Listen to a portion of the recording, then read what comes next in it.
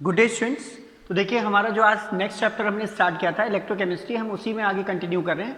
हम लोग Daniel cell पढ़ रहे थे। हमने आपसे कहा है कि आप इसकी मैकेनिज्म, इसकी वर्किंग को समझ लीजिए, बाकी एग्जाम में नहीं आएगा तो आप ना नोट्स बनाएंगे इसके, ना इसको पढ़ने की कोशिश करेंगे। तो देखिए हमने डैनियल सेल में हमने क्या जिंक कॉपर सेल लिया हुआ था, तो जिंक को हमने एनोड बनाया हुआ था, एनोड नेगेटिवली चार्ज, कॉपर को हमने कैथोड बनाया हुआ था, कॉपर पॉजिटिवली चार्ज।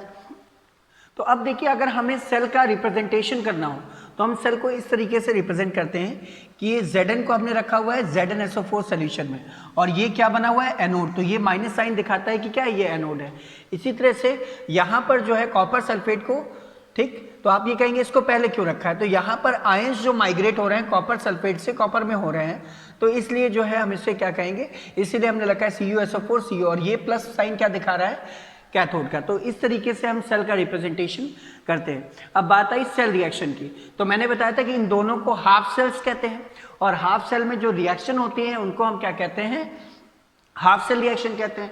तो आपको पता है एनोड में होता है ऑक्सीडेशन और कैथोड में होता है रिडक्शन। तो हाफ सेल ऑक्सीडेशन रिएक्शन, यानी ये हो गई ऑक्सीडेशन और ये हो गई रिडक्शन। तो अगर हम इन दोनों को ऐड करें तो दोनों तरफ से अगर नंबर ऑफ इलेक्ट्रॉन सेम होते हैं तो कैंसिल हो जाए ये, तब जब दोनों अपोजिट साइड में हो, अगर एक ही साइड में हो तो कैंसिल नहीं होंगे। ध्यान रखिएगा आप इस चीज को। तो दोनों तरफ अपोजिट साइड में दो इलेक्ट्रॉन है, कैंसिल हो गए, तो ये आ गई, ये सेल रिएक्शन होगी। तो यानी ऑक्सीडेशन हाफ सेल रिएक्शन और reduction half cell reaction combine होकर के क्या बनाते हैं, सेल रिएक्शन, जो कि क्या होता है, रिडॉक्स रिएक्शन। तो अगर हम ध्यान दें तो यानी ऑक्सीडेशन में कौन पार्टिसिपेट कर रहा है, जिंक मेटल पार्टिसिपेट कर रहा है, और जिंक से क्या बना रहा है, ZnSO4। तो ये किस में पार्टिसिपेट कर रहा है, ऑक्सीडेशन में। इसी तरह से कॉपर प्लस आयन 2 इलेक्ट्रॉन को गेन करके रिड्यूस होकर के कॉपर बना रहा है, ये रिडक्शन में हो रहा है। तो यानी रिडॉक्स रिएक्शन को परफॉर्म कराने में ये मेटल और मेटल आयन, ये मेटल आयन और मेटल, इनका जो कपल है वो वर्क कर रहा है। तो इनको हम क्या कहते हैं, रिडॉक्स कपल कहते हैं। इनको हम क्या कहते हैं, रिडॉक्स कपल कहेंगे। तो इस तरीके से हमारा ये खत्म हो गया। अब यहाँ पर हमने बात की थी सॉल्ट ब्रिज की। तो what is the function of salt bridge, ये हमारे लिए इंपॉर्टेंट है थोड़ा सा। तो हमने आपको ये बताया था कि होता क्या है कि जिंक मेटल को आपने ZnSO4 सोल्यूशन में डिप किया हुआ है, तो इलेक्ट्रॉन्स यहीं पर रहते थे, इलेक्ट्रॉन इसी में रहते थे, और Zn+2 आयन सोल्यूशन में रिलीज कर दिया जाता था। तो लगातार जब रिएक्शन हो गई, इलेक्ट्रॉन्स यहां से यहां मूव करते थे, इलेक्ट्रॉन्स का मूवमेंट होता था एनोड टू कैथोड, और इलेक्ट्रिक करंट का मूवमेंट इलेक्ट्रॉन के अगेंस्ट रहेगा। तो अब देखिए लगातार Zn+ आयन यहाँ पर एक्यूमुलेट होते जाएंगे, और Zn+ आयन एक्यूमुलेट होते जाएंगे तो यहाँ पर पॉजिटिव चार्ज होता जाएगा, और यहाँ पर सिंगलली देखिए इलेक्ट्रॉन्स जाएंगे और कॉपर+2 आयंस जो क्या करेंगे, इलेक्ट्रॉन को गेन कर लेंगे, और यहाँ पर SO4- आयंस जो है जनरेट होता है, यहाँ पर निगेटिव एक्यूमुलेट होता जाएगा। तो ओवरऑल यहाँ पर पॉजिटिव चार्ज आ जाएगा और यहाँ पर निगेटिव चार्ज आ जाएगा। तो एक टाइम पर ऐसा आएगा कि पॉजिटिव चार्ज इतना बढ़ जाएगा कि इलेक्ट्रॉन्स का माइग्रेशन बंद हो जाएगा, इलेक्ट्रॉन्स का मूवमेंट बंद हो जाएगा। इलेक्ट्रॉन का मूवमेंट बंद हो जाएगा तो इलेक्ट्रिक करंट फ्लो होना बंद हो जाएगा, यानी सेल की वर्किंग स्टॉप हो जाएगी। तो वहां पर इंपॉर्टेंट रोल प्ले करता है सॉल्ट ब्रिज। तो सॉल्ट ब्रिज जो है वो इलेक्ट्रिकल न्यूट्रलिटी को मेंटेन करता है। तो मान लीजिए हमने सॉल्ट ब्रिज में लिया हुआ है KCl, है ना, तो KCl किस में डिसोसिएट होता है, K+ और Cl- आयन। तो जब यहाँ पर पॉजिटिव नंबर्स बहुत बढ़ जाएगी तो ये अपना Cl- यहाँ पर ट्रांसफर कर देगा, या इलेक्ट्रॉन्स को यहाँ पर ट्रांसफर कर देगा, ताकि मोबिलिटी बनी रहे, यानी पॉजिटिव चार्ज बहुत ज़्यादा एक्यूमुलेट ना होने पाए। तो सॉल्ट ब्रिज का काम क्या होता है कि वो इलेक्ट्रिकल न्यूट्रलिटी को बनाए रखता है। न्यूट्रलिटी का मतलब यहाँ पर नंबर ऑफ निगेटिव और पॉजिटिव चार्ज न्यूट्रली बने रहें, ताकि रिएक्शन होती रहे।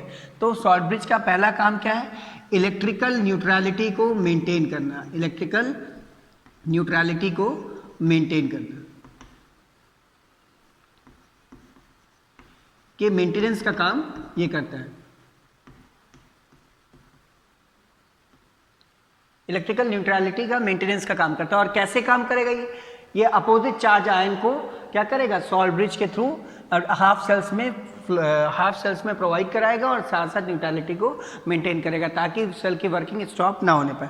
दूसरी चीज आपके दिमाग में ये आ रहा होगा कि सेल के आयंस भी तो रिएक्ट कर सकते हैं।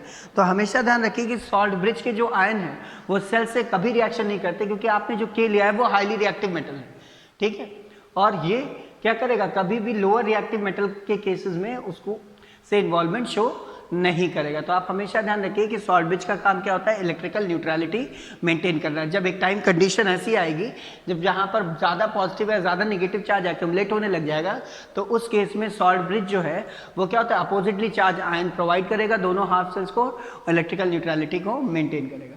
अब आइए हमारे पास जो नेक्स्ट टॉपिक है वो बेसिकली क्या है, इलेक्ट्रोड पोटेंशियल।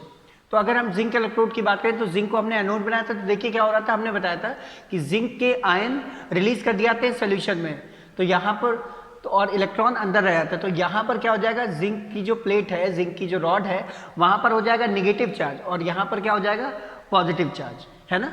तो देखिए क्या होता है कि जब हम किसी मेटल की रॉड को, मेटल के इलेक्ट्रोड को उसके सॉल्ट सॉल्यूशन में डिप करते हैं, जब हम किसी मेटल के इलेक्ट्रोड को उसके सॉल्ट सॉल्यूशन में डिप करते हैं, तो अपोजिट और अपोजिटली चार्ज एक्वायर होने की वजह से, यानी इलेक्ट्रोड और सॉल्यूशन पर अपोजिटली चार्ज एक्वायर होने से इनके बीच में एक पोटेंशियल डिफरेंस जनरेट होता है और इसी को हम क्या कहते हैं, इलेक्ट्रोड पोटेंशियल।